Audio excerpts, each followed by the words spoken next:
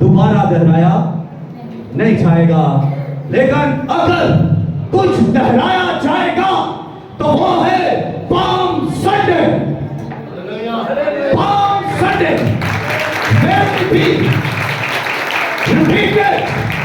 Palm Sunday फिर आएगा। Palm Sunday फिर आएगा। मैं फिर कहने लगा हूं, पाम संडे फिर आएगा। हैरान न हो, क्योंकि ये हलीम बादशाह जो कोई सतून से चला, गधे पर बैठकर यरूशलेम में दाखिल हुआ। पाम संडे लोगों ने खजूर की डालियां लहराई।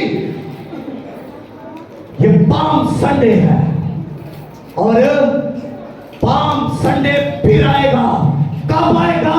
जब मेरा खुदावंद यीशु मसीह आसमान से एक बड़े लश्कर के साथ, बड़ी कुदरत के साथ, बड़े जलाल के साथ, बड़े रौब के साथ, बड़े कमाल के साथ कोई सतून पर उतरेगा।